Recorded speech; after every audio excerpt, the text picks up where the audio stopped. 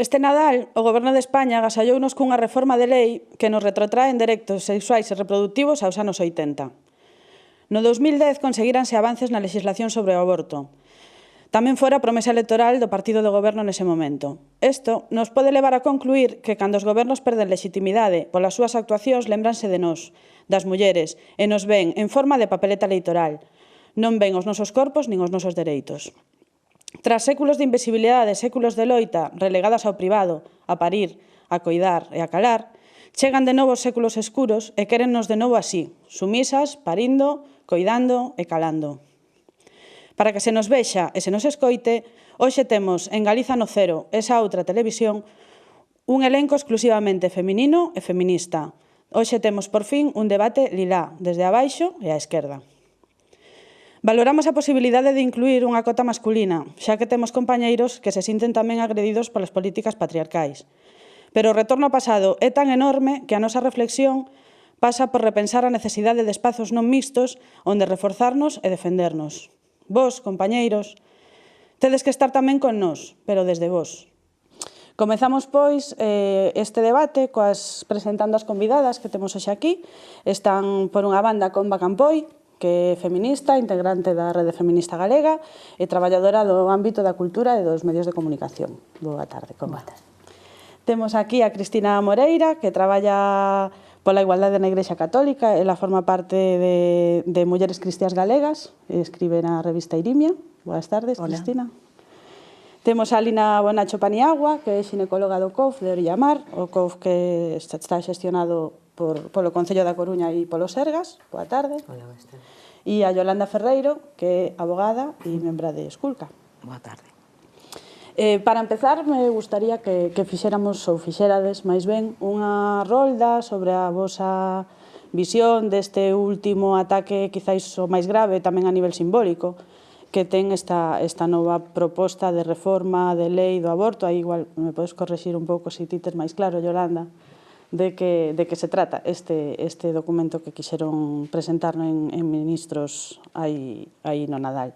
Un pouco, pois, facede unha roldiña conforme a vosa primeira impresión desde os vosos ámbitos desta proposta. Si queres, empezamos por ti, Yolanda.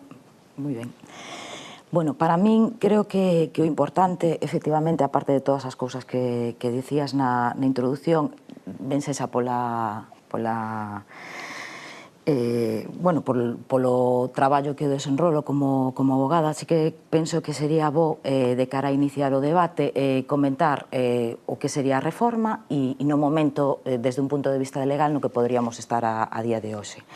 A día de hoxe, en xaneiro de 2014, para min eu creo que é importante como muller e como muller que se dedica á abogacía comentar que hoxe en día no territorio español o aborto non é un dereito, é dicir, as mulleres non temos recoñecido o dereito ao aborto, simplemente en determinados casos e en determinados plazos, sobre todo, non está penalizado que unha muller aborte.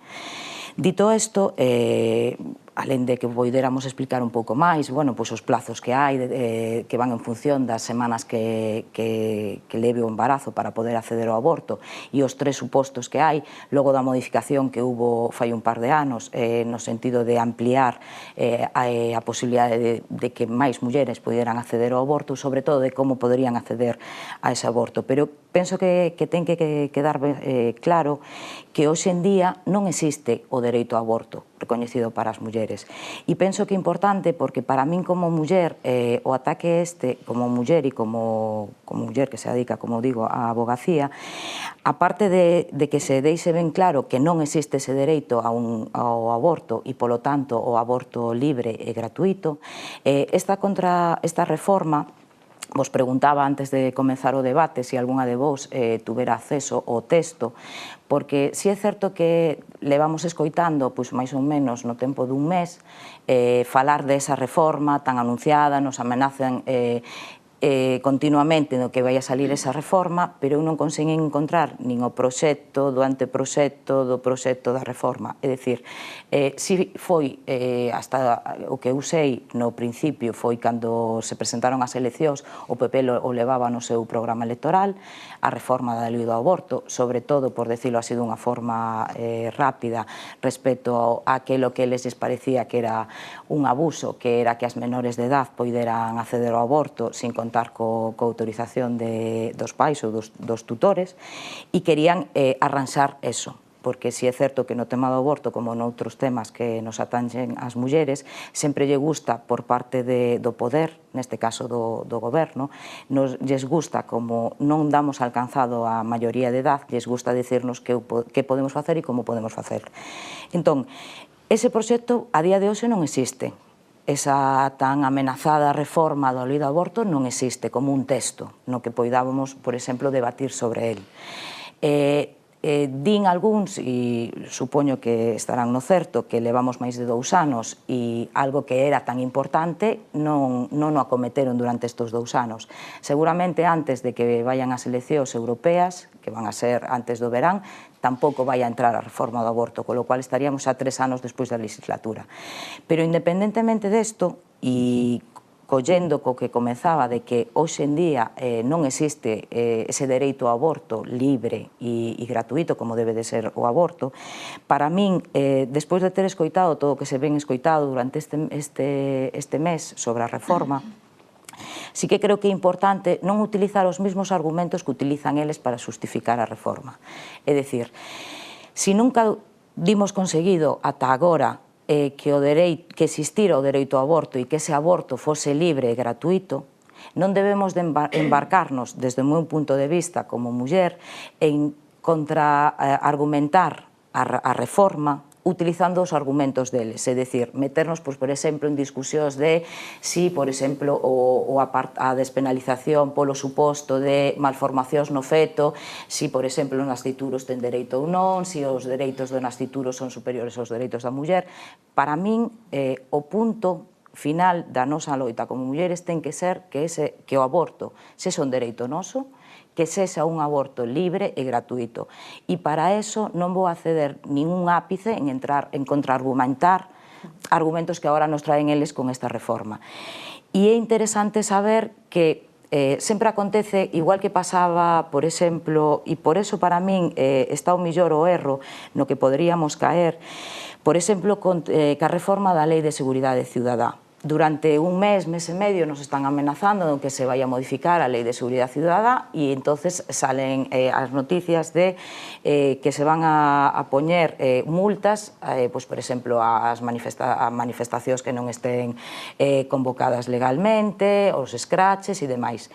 Antes de que se aprobe o proxecto, xa non digo a reforma da lei, van disminuindo esas multas. Empezábamos en 600.000, van a 300.000, a 30.000, a 20.000, e o mellor sale o proxecto con multas de 20.000.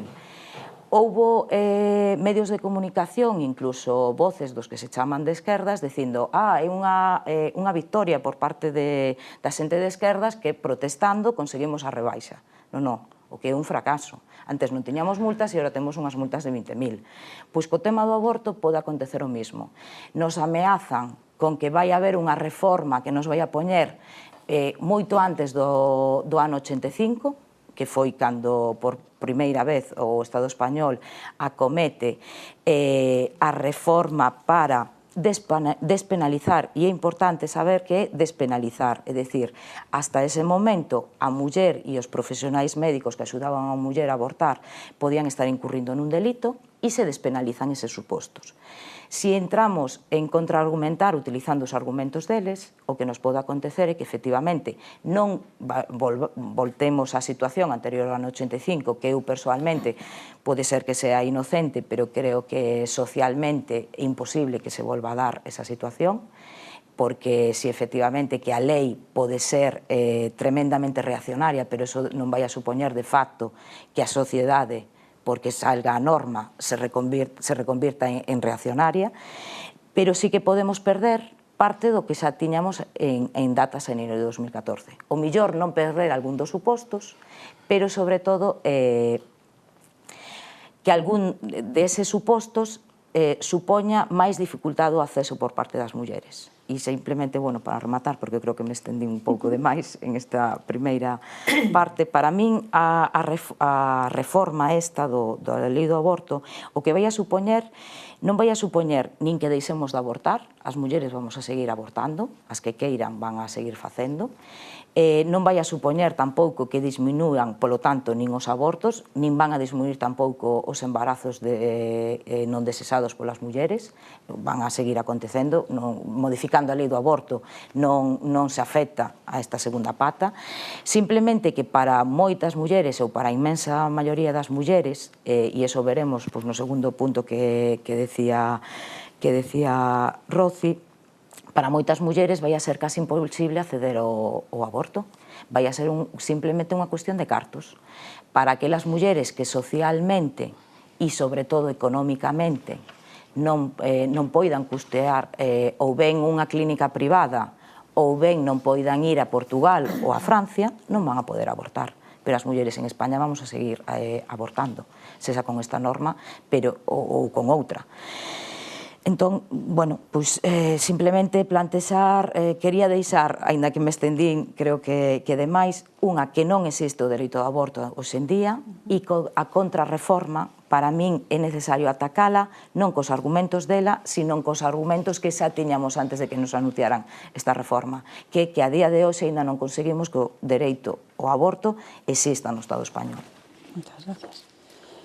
Tedes interese en ser as seguintes ou igual Lina ti desde a rama sanitaria?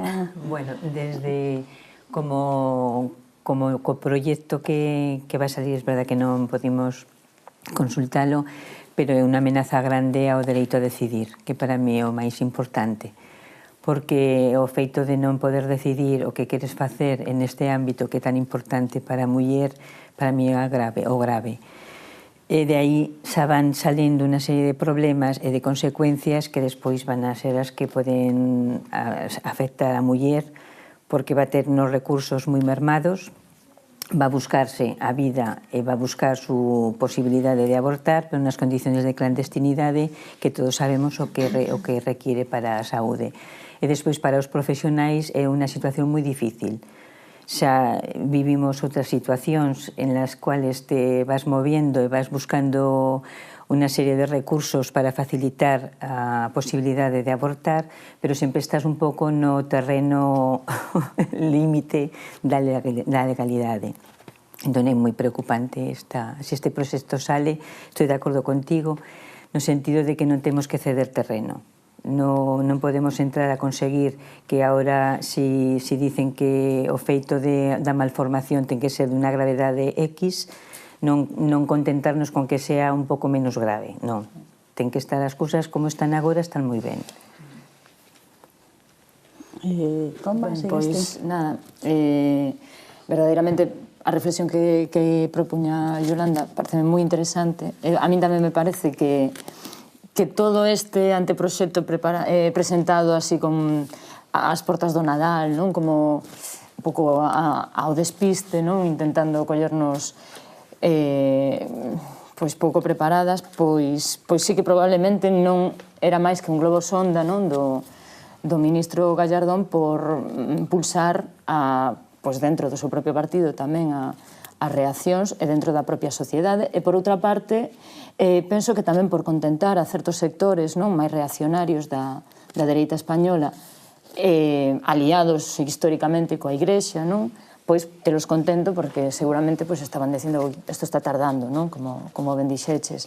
En calquera caso, a mí o que sí me parece grave é que esta antereforma ou documento misterioso e descoñecido que foi filtrado á prensa, o que sí me parece grave é que precisamente pon sobre a mesa determinadas cuestións que semellaban completamente superadas, non? Pois isto, a insistencia sobre o dereito á vida como unha cousa absoluta, non? E donde as mulleres parece que non temos nada que dicir, non? O sea, o dereito á vida non nos inclúe a nós, porque o fondo que parece haber nesta reforma sería a infantilización absoluta, non, das mulleres. Non temos ningún tipo de capacidade de decisión sobre os nosos corpos, porque precisamente os nosos corpos pertencen ao Estado, pertencen a este sistema. Entón, xa só o feito de que estas cuestións volvan a poñerse sobre a mesa creo que é realmente grave, aínda que despois sí que se reculará, porque xa se viu, non, que dentro de sectores máis liberais do Partido Popular xa houve, xa se pediu que se frara un pouquiño, pero creo que incluso socialmente pode chegar a callar, volver a introducir estas cuestións que estaban completamente superadas, que non eran debate, non? De feito, a anterior lei, a lei do 2010, estaba sendo asumida sen ningún tipo de controversias, polo menos destacadas, non?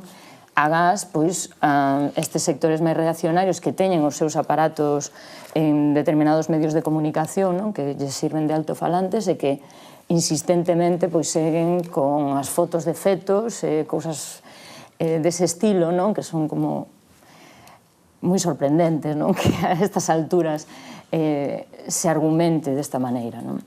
O sea, son medios de comunicación nos que o debate realmente non existe, non? Se trata de insultar, atacar, inxuriar. Entón, efectivamente, non debemos entrar en este tipo de confrontación, mas sí que debemos de pensar que está pasando nesta sociedade cando determinadas mensaxes poden chegar a ser aceptadas, non? Por certos sectores, non os máis críticos probablemente, pero si hai capas importantes da poboación que igual non teñen os recursos para reaccionar ante esos argumentos, non? Quedaches aí un Eu pouco diría para ao fío final. do que comentabas do sector da dereita aliado coas forzas da Igrexa, quería resaltar que na Igrexa hai moita xente. Da mesma maneira que decías que na sociedade hai capas, pois na Igrexa estamos igual. Creo que o que hai tamén é un gran silenzamento de todas as faccións contestatarias, militantes e progresistas que existen na Igrexa e que son moi numerosas, variadas e diversas. Contanos un pouco esa... Pois contovos un pouco, por exemplo, aquí no ámbito galego tedes a Mulleres Cristiás Galegas, tedes todo o que son estos medios como Irime, Encrucellada, etc. están nesa mesma línea de contestación do poder oficial. Eu estou nunha asociación de ámbito mundial que loita pola igualdade da muller na Igrexa a todas as escalas, e que estamos observando o mesmo que se observa aquí en ámbito estatal en canto á represión da muller, porque isto é o que en realidade está en xogo, control da muller, punto pelota, non hai. Como ti decías, non maticemos, eu tampouco vou a matizar, porque creo que todo isto entra nunha especie de gran campaña máis global de control da muller como unha especie de eructo final do patriarcado que está nos estertores, en realidade, deberá estar. Todas pensamos que xa rematara e que xa imos en camiño de velo desaparecer e parece que está como a resucitar. Pois na Igrexa pasa o mesmo. Estábamos aí cun suposto Papa Progre maravillosísimo que non me gustou nin o primeiro día, que di cousiñas como que teño por aquí, o sea, entre eses débiles que a Igrexa quere coidar con predilección están tamén os nenos, as nenas por nacer, que son os máis indefensos de todos, aos que hoxe se lles quere negar a súa dignidade humana, que iso é irónico, en orde a facer con eles o que se queira, quitándolles a vida e promovendo legislacións para que ninguén poida impedilo. Eu, como cristiana, sublévome profundamente contra este tipo de afirmacións. A dignidade tamén a temos nós como mulleres, tamén a teñen as nosas parellas homes, que teñen que ser responsables tamén do que eu fui unha muller que tivo dificultades co meu primeiro embarazo, que casi me obligan a abortar, entón teño como unha vivencia aí que me di onde están os nosos compañeiros e sobre todo cando a Igrexa desta clase de cousas digo, e onde está a dignidade da xente desahuciada dos seus domicilios, dos que non teñen que comer mañán, dos que non saben como acabarán o mes, onde está a dignidade de todos estes que van caer no campo de batalla despois de que un crego bendecira os cañóns, porque hai que decilo, seguimos tendo cregos bendecindo as armas antes de empezar unha guerra. Por que os exércitos teñen capeláns? E aí matan pois, con toda a liberdade. Eses seres que van matar non teñen máis dereito á vida, ou polo menos o mesmo dereito á vida, cun supostos seres que ainda non chegaron hasta este mundo, non? Entón, dendo o Evanxeo e dendo a tradición da Igrexa máis, digamos, máis tradicional, incluso pode resultar chocante decilo, que indo ás fontes da fe cristiá, temos reaccións no propio fundador que é Xesús, se falla a cultura, vamos decir, catequética, podemos recordar esta escena onde a Xesús lle traen unha muller que pillaron pois, cometendo adulterio. Por suposto, non traen o compañeiro, que iso xa é divertidísimo, onde vai o outro, porque para o adulterio fan falla dous, non? O sea, o mínimo. Claro, e xuntanse todos, cada un buscando a mellor pedra, non? A ver, que está clarísimo. A ver, que facemos con ela? Silencio. Primeiro, a ver, pensade. Dalles tempo a que pensen. E como acaba a cousa? Seguro que a maioría da xente sabe, non? O que nunca pecou, que lle tire a primeira pedra. Resposta dela a muller cando quedan sós, evidentemente. E vaite, o teu pecado foi perdoado. O sea, partimos dun fundador así, partimos de alguén que inspira a nosa forma de vida e de pensamento así, e nos permitimos decirlle a ninguén, nin home, nin muller, o que ten que facer. Por outra banda, o mesmo Xesús dixo repetidamente que non debíamos xulgar. Entón, eu síntome completamente capacitada e reforzada pola miña crenza, pola miña fe, para estar completamente de acordo con vos. E é máis, dende a Igrexa, dende a situación da muller da Igrexa, que tampouco vai arranxar este Papa, pois evidentemente estamos na mesma loita. O sea, que está pasando co patriarcado para que de repente tantas persoas estén sufrindo, tantas persoas estén morrendo por falta de recursos, os hospitais están como están, a lei da dependencia está como está, aí podías igual botarnos unha man, explicarnos como vamos quedar con todos esos nenos que hai que traer ao mundo, que van vir defectuosos, que vamos ter que cuidar as mulleres, sí ou sí. Ergo, vamos ter que deixar de traballar para atendelos, porque vamos a ser boas nais, entón non vamos deixar o fillo só na casa para gañar cartos. Se miramos ben, hai como unha especie de engranaxe, como que nos queren atar a pata da cama outra vez. Bueno, que eu creo que é importante partir de que nunca nos deixaron libres, nunca nos deixaron soltas. Por eso eu decía, respecto do tema do aborto, que por eso non quero entrar nos argumentos que les usan para justificar a reforma. Porque non conseguíamos, aínda non conseguimos o noso fin. O noso fin era que calquera muller no territorio español, ou, bueno, calquera parte do mundo, pero no territorio español no que estamos, poida acceder ao dereito ao aborto, que se lle recoñeza o dereito que ten ela e só ela a decidir, que non sexa o goberno de turno por parte do Poder Executivo quen decida ti podes abortar nestes determinados casos.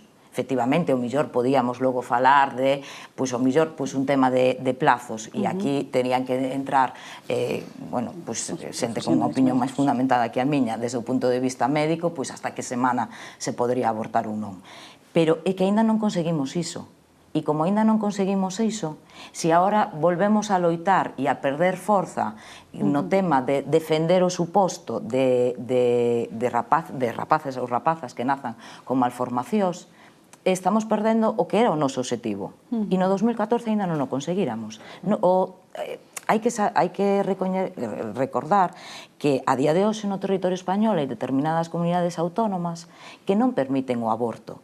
Aínda que está recoñecido en todo o Estado español, hai determinadas comunidades autónomas que no sistema sanitario público non deixan abortar. E aí entra, por exemplo, a chamada obxección de conciencia. Que pasa? Que, en cambio, se eu pago 3.000, 4.000, 5.000, 10.000 euros, a obxección de conciencia decae. É dicir, se eu vou aos sanitarios privados, non teñen obxección de conciencia, porque o bolso non ten obxección de conciencia. Entón, eso xa acontece hoxe. E por eso tiñamos que loitar. Non podíamos deixar de esquecer que as mulleres navarras non poden abortar en Navarra. Eso xa está acontecendo hoxe. Ali o sistema sanitario... Por consultar, creo, ou aquí hasta fai pouco, ou non sei se actualmente, aínda que nos vayamos ao sistema público, en este caso te miro porque suponemos que o facemos a través do COF, nos derivades en moitos casos a clínicas privadas. La maior parte en la clínica privada. Entón, outra non, a parte de aborto libre e gratuito é na sanidade pública, non? Que é un pouco a reivindicación tamén... Bueno, na sanidade pública, ose por ose é gratuito, Pero entras tal, pero te derivan unha privada, co cual ao final o diñeiro, a privada cobra, por eso. Claro, no, pero neste sentido sería, entraría financiado por la Seguridade Social. Cambiaría. Pero financiado por todos. Claro. Quiero decir, por todos. Nos financian beneficio, ¿no? Quiero decir, si xa temos un sistema de salud público e no sistema de salud público é posible practicar un aborto, por que non se practica un aborto? Por que temos que derivarnos a sanitarios privados para que se practique ese aborto? Aínda que logo non o teña que pagar a muller do seu bolsillo, pero temos que pagar entre todos, pero xa pagamos o sistema sanitario. Entón, esa ten que ser a nosa loita. Con eso non quero decir que si efectivamente se aproba este proxecto non teñamos que loitar e efectivamente teremos que dar un paso para coller máis forza, pero que senón nunca vamos a chegar ao límite, o que sería a meta. E o que decía, un pouco o que decía ela, eu respeto por suposto as opinións e as crenzas de calquera, o que pasa que no Estado español a día de hoxe que se cataloga a sí mesmo como Estado confesional, ni siquiera chegamos a ser un Estado laico. Entón, as creencias de calquera persoa están dentro da súa intimidade. O que non pode ser é que este Estado, ou calquera outro, pero este, lexisle de acorde ás creencias dun determinado sector da población, por moito que ese sector sea mayoritario ou non. No tema do aborto, ou en calquera outro tema. Entón, efectivamente, a Iglesia Católica e a Iglesia Católica máis rancia e máis reaccionaria todavía lexisla no Estado español. E todavía as modificacións que hai legislativas se fan dependendo do goberno que este, pero tamén é certo que cando goberna o PSOE non se difire moito de esas creencias. Entón, é que a nós todavía nunca nos deixaron libres. As mulleres non somos libres, nin somos libres para abortar, nin temos superado tampouco a carga dos coidados. Entón, efectivamente, a violencia que pode sufrir unha muller obrigándolle a parir o fillo que non quere, sexa ou non con malformacións, é superior para min á violencia que se pode exercer cando unha muller aborta. Entón, se a mí me obrigan a traer un fillo con malformacións que non quero, hai que tamén poñelo en unión a todas estas reformas que ti apuntabas. Como se pode justificar que a mí me obrigue como muller a parir un fillo con unha malformación grave e logo a lei de dependencia hoxe no Estado español non existe, non hai axudas.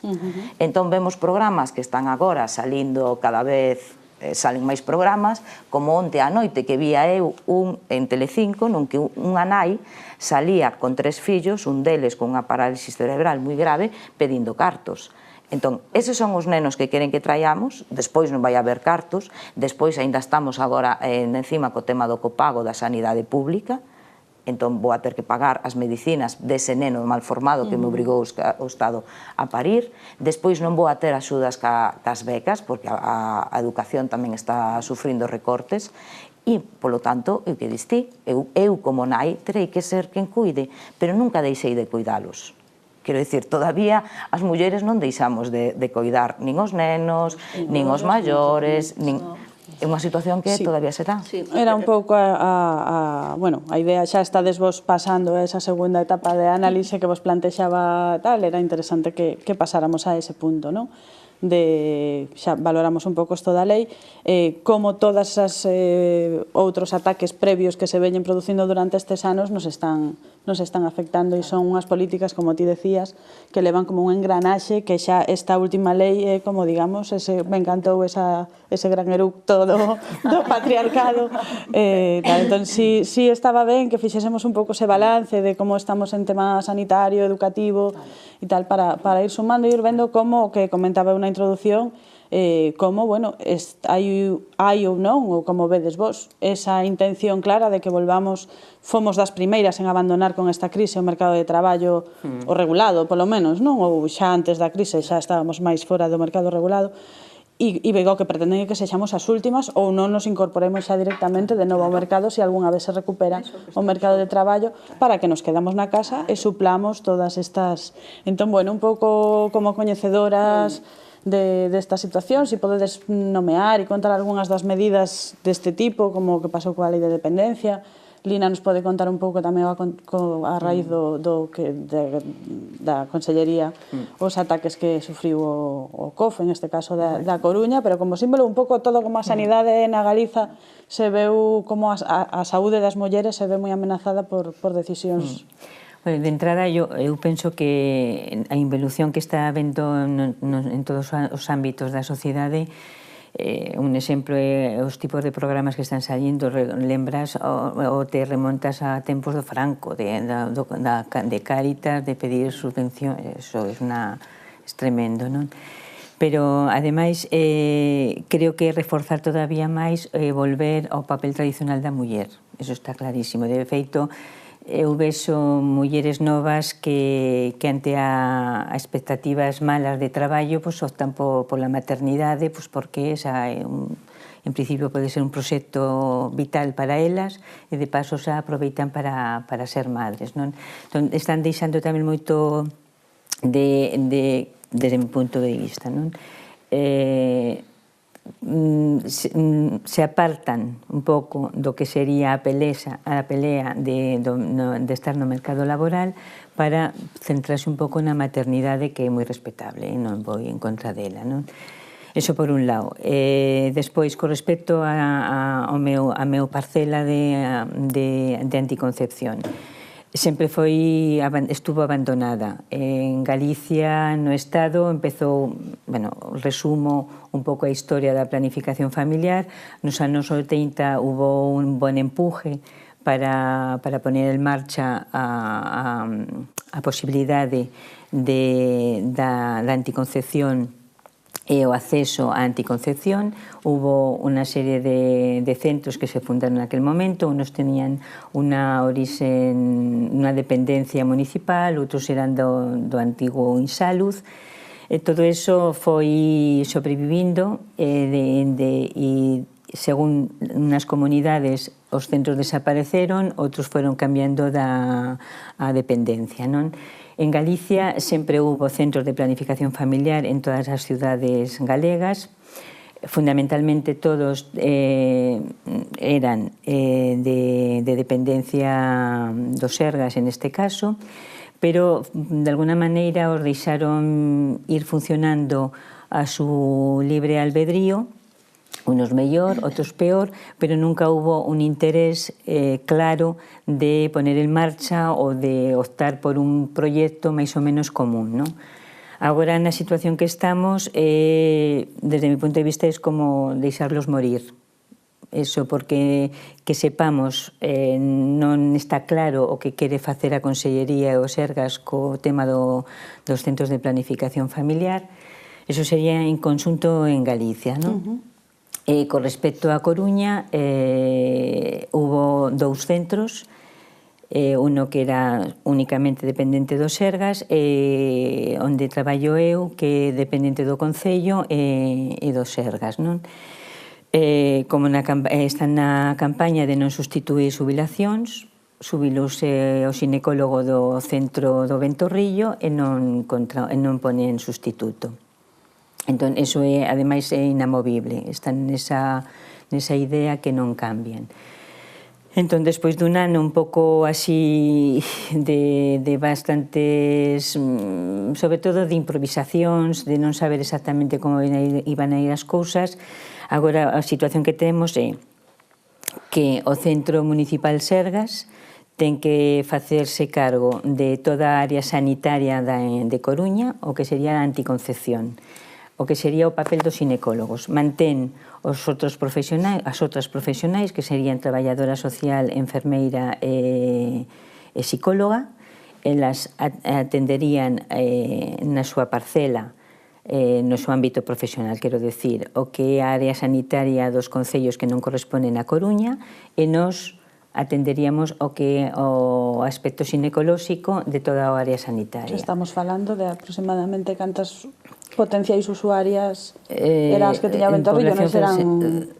Son 150.000 mulleres para cantas ginecólogas ou ginecólogos sodes no COF. Somos dos. Igual. Entón, eso quere decir que temos que deixar de facer outras prestacións. Pois que está claro que había unha senda preparada que nos a tiñamos para organizar revisións o que chamamos os exámenes de saúde.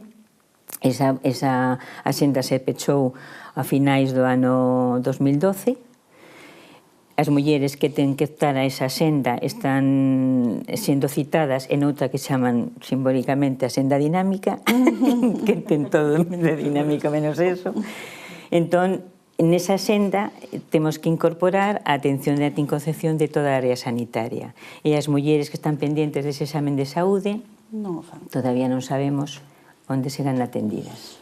O cual, eso sumado, entendo, se supón que os centros de atención primaria iban a suplir un pouco esa tarefa. Pero os centros de atención primaria van a atender o que sería o aspecto preventivo da citoloxía, do diagnóstico precoz do cancro de cervix, de colo de útero. O sea que, en conclusión, a anticoncepción se nos queda... A anticoncepción va a absorber todo e se somos capaces de absorber a demanda de toda a área sanitaria.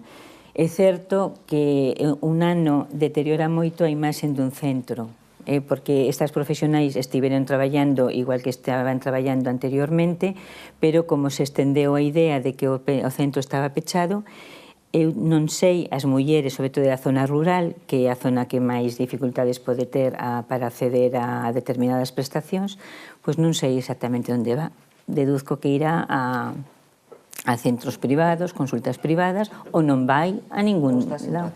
Está sin tratar. Claro, quero dicir, e eses profesionais, aparte de levar o tema da anticoncepción, tamén levades, por exemplo, as consultas de mulleres que queiran abortar.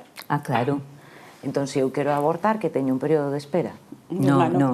Esa sería a prestación... Quero dicir, escoitándote a ti, me parece que a eficacia práctica deses recortes é casi peor que a reforma.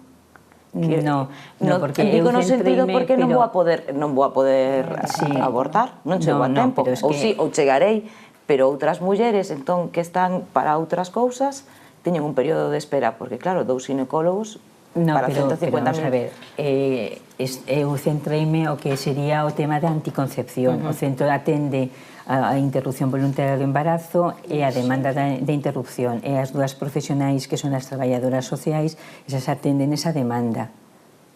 A demanda esa sí que esa non ten espera. Eso sería a prestación directa que facemos no centro. Distinto será que podamos ser capaces de atender a revisión posterior do aborto.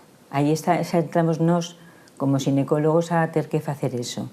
Eso, ao tener que atender a toda a área sanitaria, eu cuestiono que podamos atenderla de maneira inmediata, o sea, máis ou menos o prazo é dun mes, pode ser 15 ou un mes de tempo desde o aborto, que fundamentalmente o importante é a instauración de método, que máis importa despois dunha revisión, despois dun aborto, e iso é que eu cuestiono que podamos ser capaces de poderlo facer.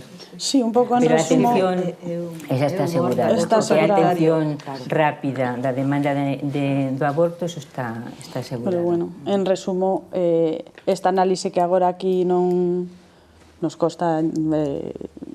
non a coñecíamos en moitos casos, ou non se coñece, forma parte un pouco de toda esta ataque á sanidade pública, privatización, etc., que nos está afectando ás mulleres especialmente en este tipo de cousas, non? O mesmo, ti que eres do ámbito educativo, igual tamén, non? Como todos os recortes e estes intentos de... Absolutamente, pero tanto no ámbito educativo como na medicina como noutro, o que se está a ver é como unha especie de ataque xeralizado para destruir dereitos en xeral e instrumentalizar capas sociais, vamos a decir, pois o proletariado e a muller por orden de prioridade.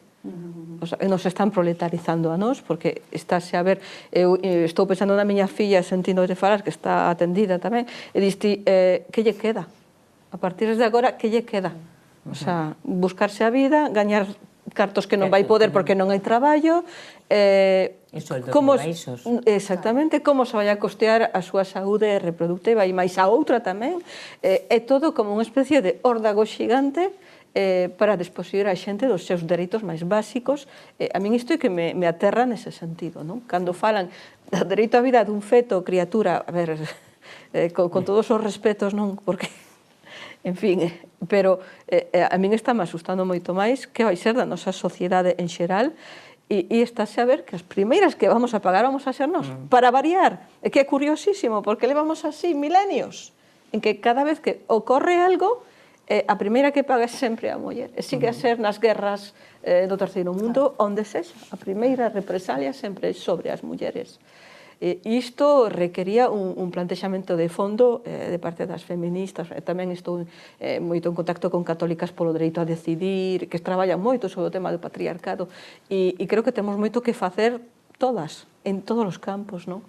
Porque realmente é apabullante. Eu recordo, hai 15 anos, ter participado laboralmente nun encontro sobre traballo, demografía e emprego, e un señor dunha cátedra de Navarra, por certo, ese sitio, expoñer diante de representantes internacionais, ou sea, unha cousa con ámbito europeo, que a solución para rematar co paro era, xa o sabedes, mandar as mulleres para casa.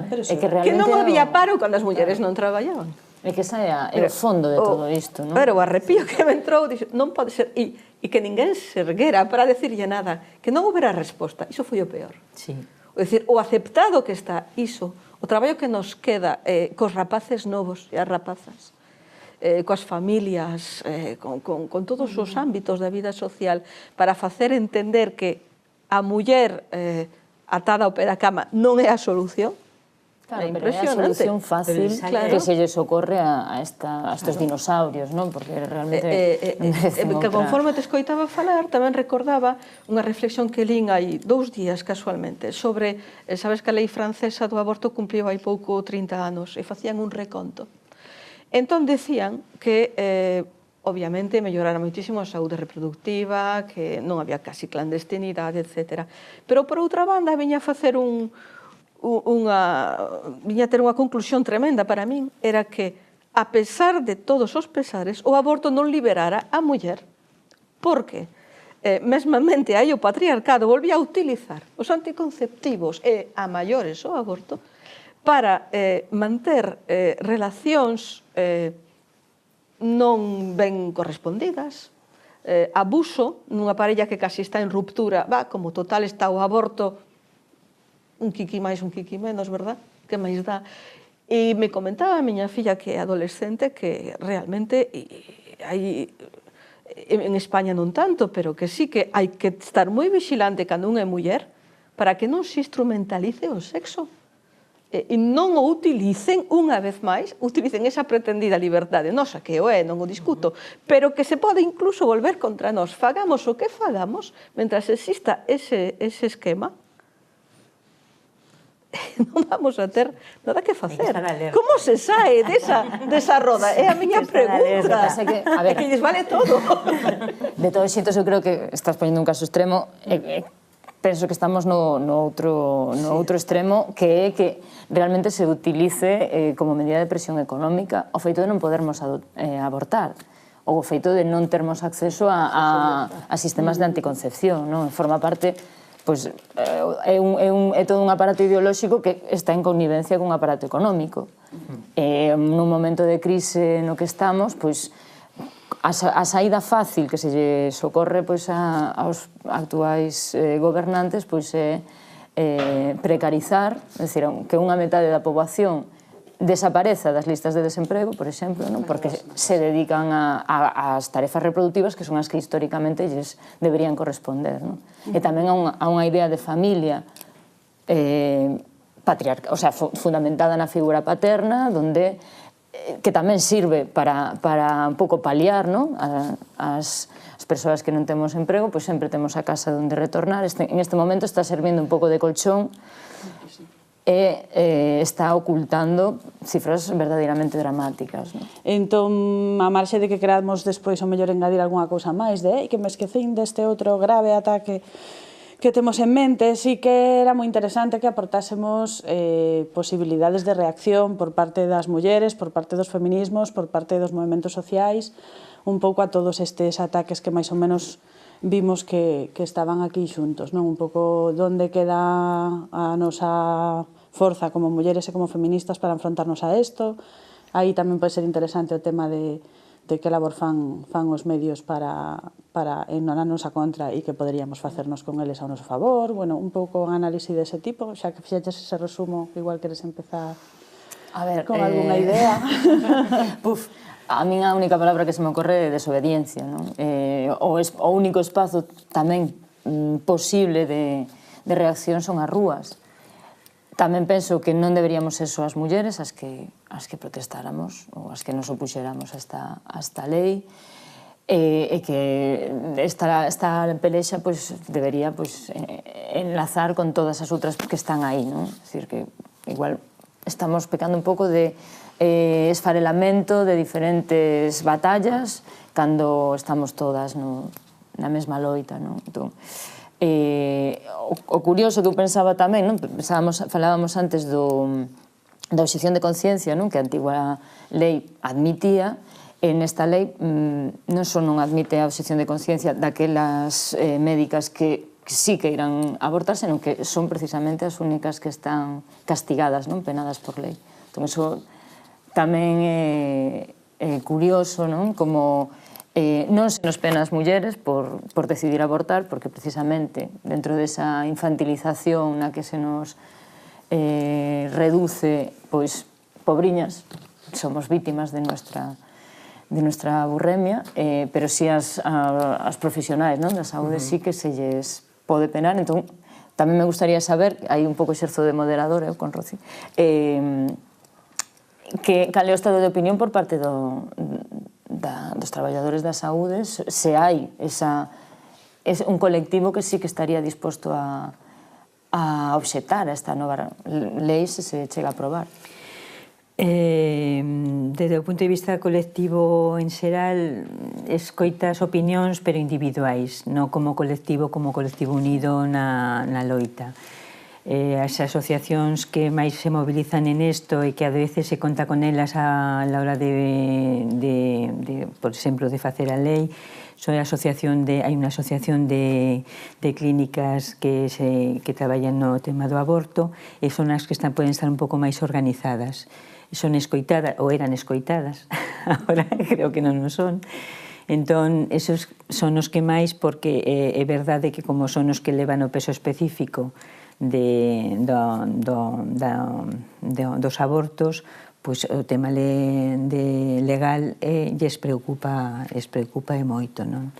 E son os que máis casos hubo de denuncias por facer abortos, están recaen neles, pero vamos, é razoable porque son os que o fan, non? Con respecto á sanidade pública, pois, si nos temos que remontar á época da lei do ano 85, entón é un problema para os profesionais difícil, porque si tes que conseguir un informe médico que indique o aborto, pois entón entramos no tema de coñecer o compañeiro ou compañeira que ti pensas que é un pouco flexible co tema, que te faga o informe, é unha mendicidade. E despois que o queran facer. Iso coa lei do 85, que se supón que era moito máis flexible que esta que pode salir agora. Ten unha dificultade grande, porque moitas veces no ámbito da saúde o profesional lle a muller que por o tema de enfermedade que poda ter non pode quedarse embarazada, pero despois queda embarazada e no papel non figura porque non pode continuar co embarazo, non?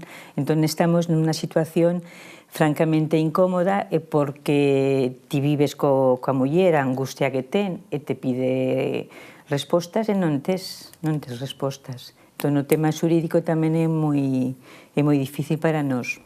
Unha vez máis, ante esa posibilidade de que agora, si acontece, que como di Yolanda, vou entrar un pouco na súa terminoloxía e na súa política do medo, no caso de precisar esas dúas opinións médicas e tal, a complicación unha vez máis volve a ser para as mulleres que teñen menos cartos, as que teñen menos rede social, a que teñen... Eso sempre, pero sempre temos que contar con eso, sempre a máis perxudicada é a muller e a pobre. A muller, a pobre, a emigrante que non ten redes sociales no país polo que sexa, ou non, é un pouco ese continuo ataque sempre e esas dobles, triples, cuádruples discriminacións de determinadas mulleres, non? Un pouco por facelo explícito aquí nomealo como un dos problemas máis graves tamén que poden ter este tipo de políticas.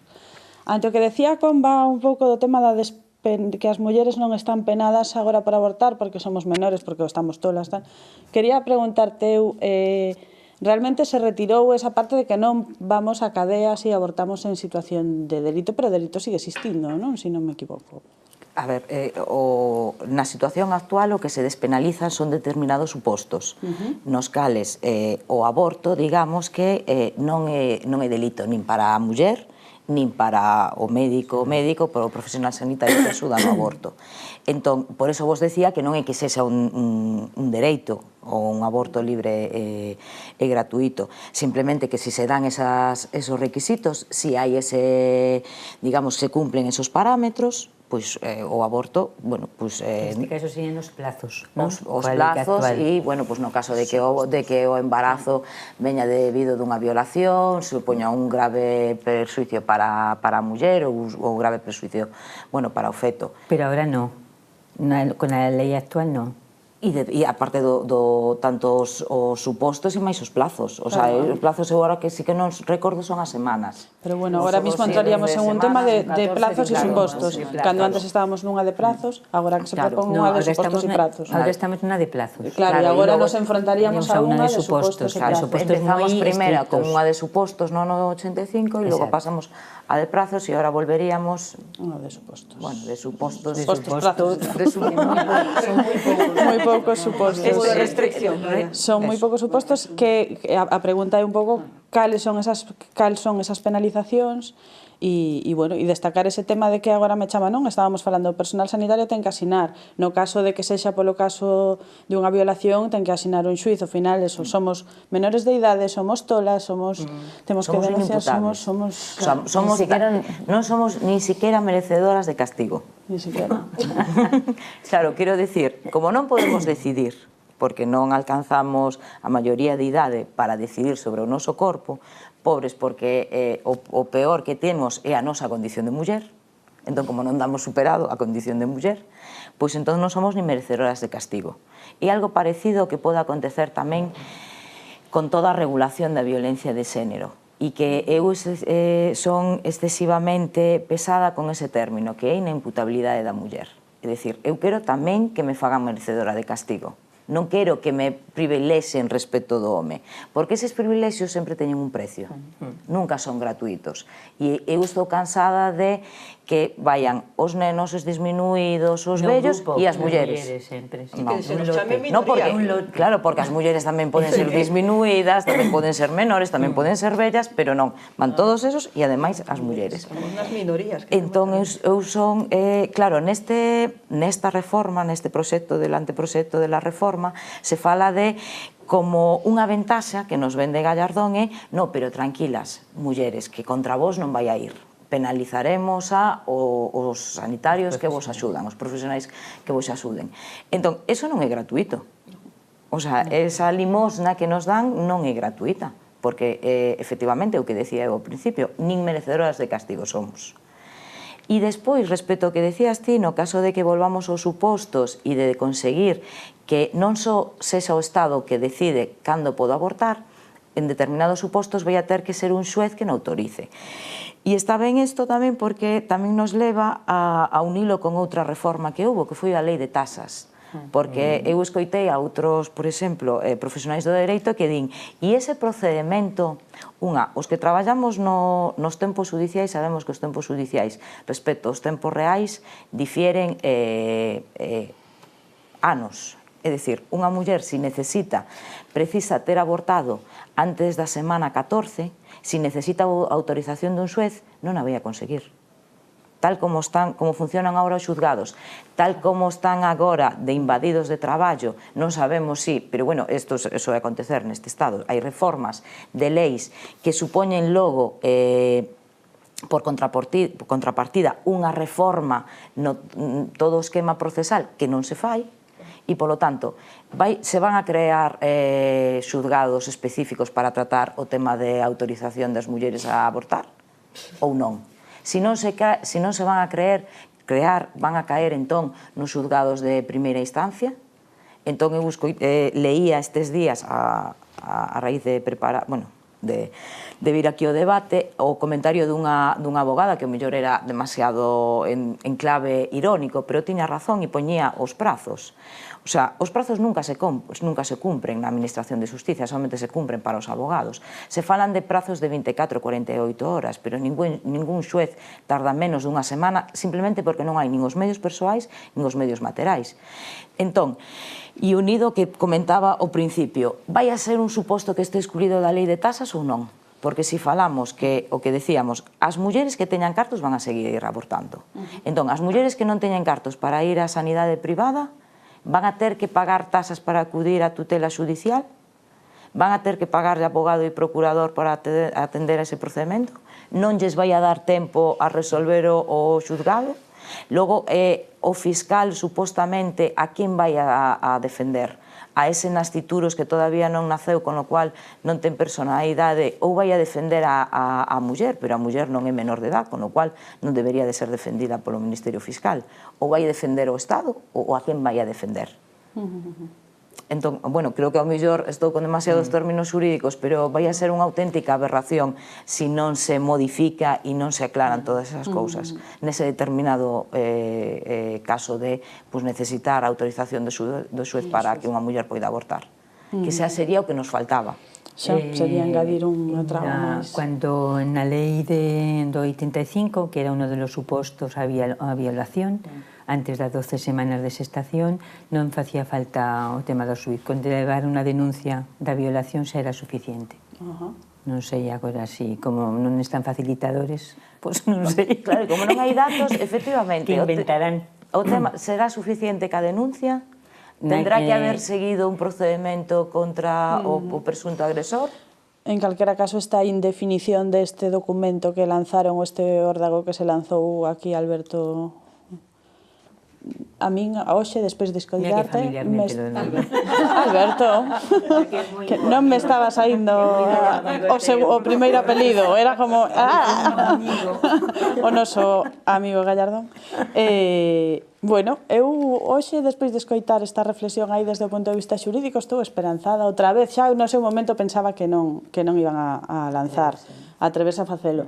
Agora penso que efectivamente lles quedan tantos cabos soltos non en esta posibilidade que algo van a lanzar, penso posiblemente. Bueno, pero non, a ver, unha cousa é que non lles dé tempo e que non teñan intención real de que lles dé tempo nestes 4 anos e que o mellor efectivamente estén contentando. Eu, de feito, xa non sei se estas voces que salen disconformes desde o PP, non sei se son actores pagados por eles mesmos, porque un se volve tan sumamente desconfiada que xa non sabe se realmente queren xogar do noso lado, do outro, ou de onde xogan. Pero posiblemente teña que ver coa túa reflexión inicial de vamos a lanzar isto a lo grande para que despois co pequeno se queden caladas. Claro, e que iso é o que máis medo me dá a mí. Eso é perigoso que retoquen por retomar un pouco actual. que vos contaba deste último bloque, a ver se lanzamos algunha idea de reacción. Sería eso. Si pasa eso, temos que seguir reaccionando, como facelo. A proposta de Convae volver á rúa e desobedecer, desde a sanidade tal e como está o sector máis reivindicativo, esperamos poder ter como mínimo unha bolsa de sanitarios que se animen a asinar todo o que faga falta. En Seral surden manifestos de sociedades científicas, de sociedades de ginecólogos, sempre o manifesto é deixar as cousas como están, non entrar en baratos, rebaixo aquí ou subo aquí, deixar as cousas como están, que están funcionando ben. Te pode gustar máis ou menos, pero é verdade que unha lei actual completa no sentido do preventivo con respecto a facilitar os anticonceptivos. É verdade que o que menos se desarrollou, pero bueno, polo menos está no papel, conseguiuse que entraran anticonceptivos pola Seguridade Social, que non estaban en aquel momento. Quero dicir que, aunque un pouco tarde, algunhas cousas melloraron. É certo que a lei de plazos está funcionando ben. E non hai un desmadre a nivel de demanda de abortos, non subeu, non se pasan nin se relaxan dicindo, bueno, como teño hasta 14 semana, pois espero, non.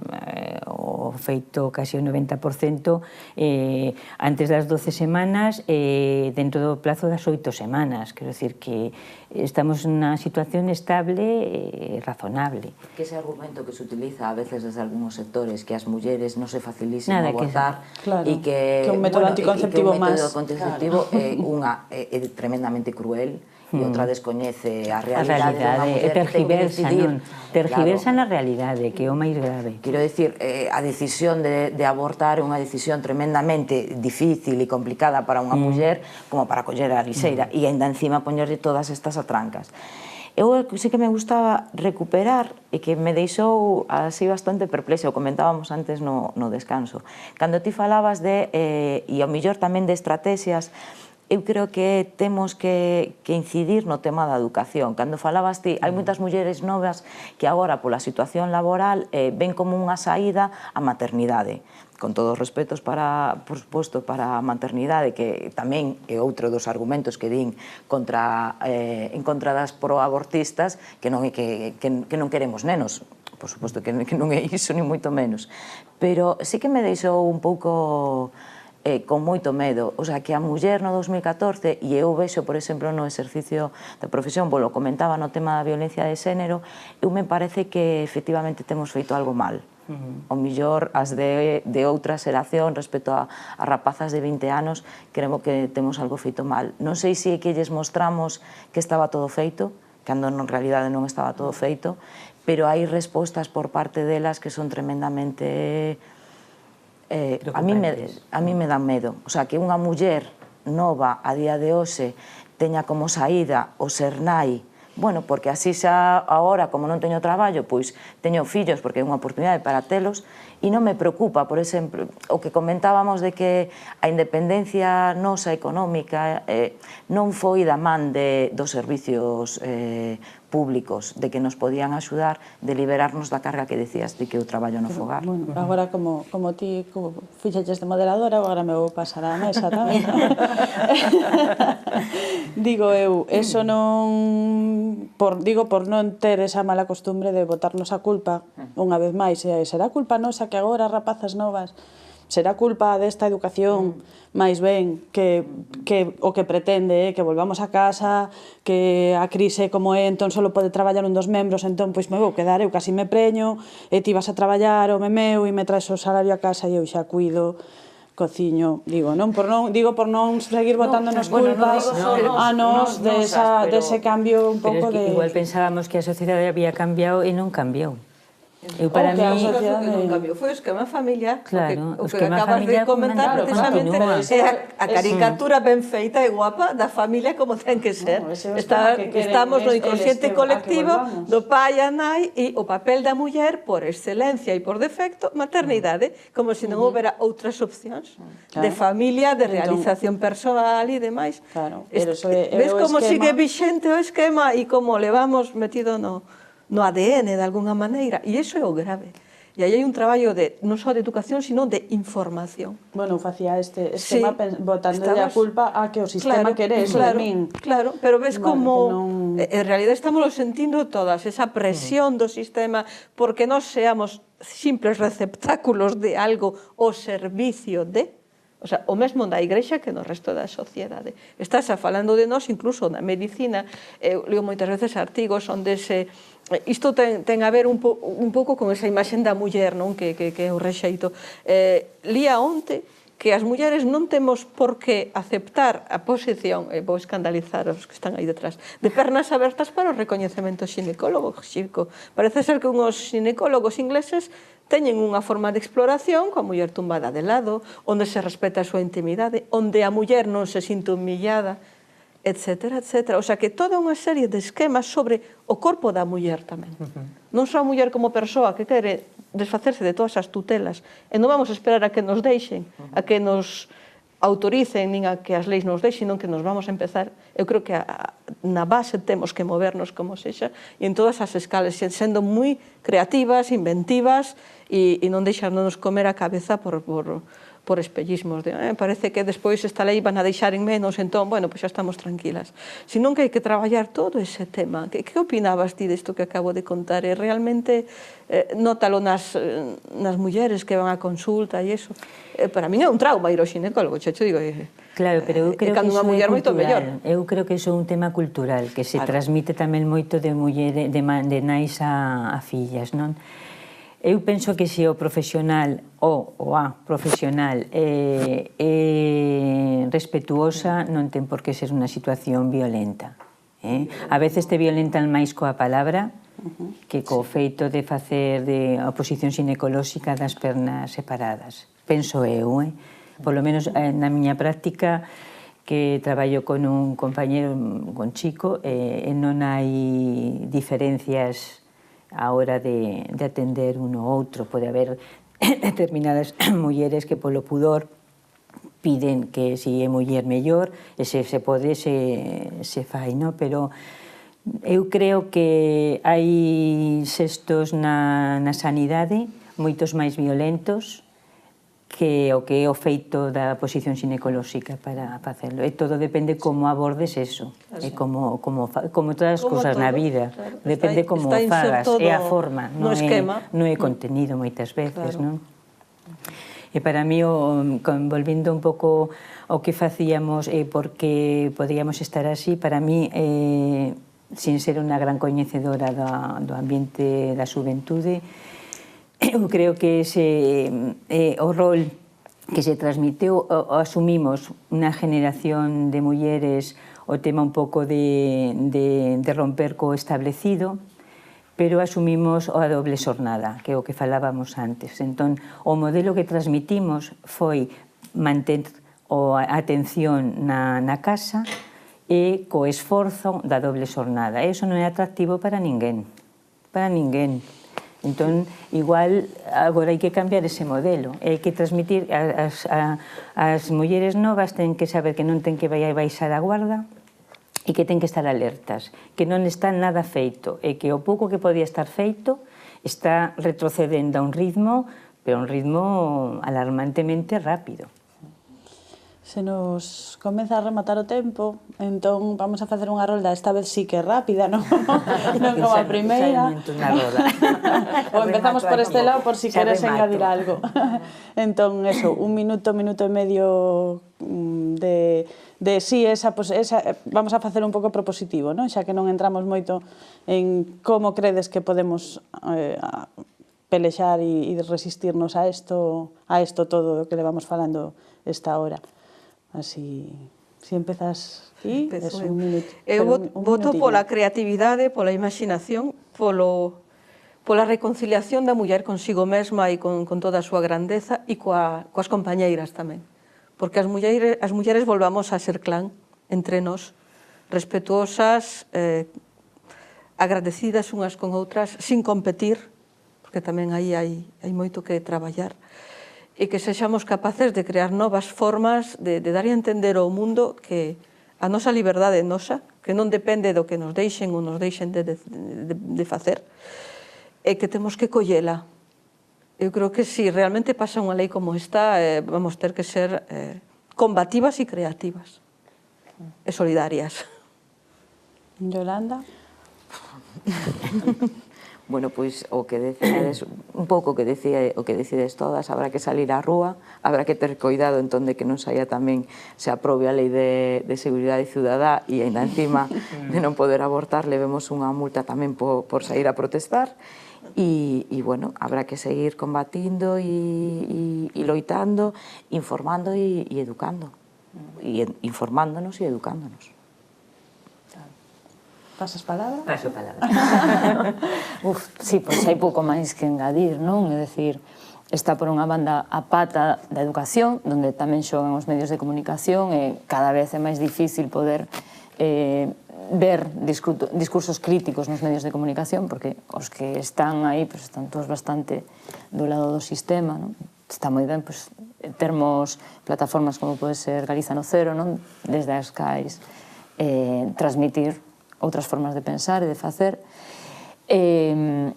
Os imaginarios das mozas novas están tamén moi forxados coa ficción audiovisual, por exemplo, non é só a información, coas cancións, non hai cantidade, estamos rodeadas dunha idea do amor, dunha idea da relación perfecta, non, da maternidade tamén como o horizonte ao que todas debemos aspirar. Iso tamén é moi difícil de romper se non hai unha educación, se non estamos tamén atentas, non, a comunicarnos con mulleres que non son igual activistas ou que non están tan metidas nos círculos máis conscienciados, non? Entón, efectivamente, sair ás rúas é imaginación tamén para chegar a esas outras mulleres, non? E a esas outras capas da sociedade que sí poden ser vulnerables a esas cuestións que parecían superadas e que de pronto volven a estar aí no debate público para a nosa sorpresa e horror, non? Bueno, moitas gracias, foi un placer. Estive moi cómoda, que estaba moi nerviosa antes de empezar.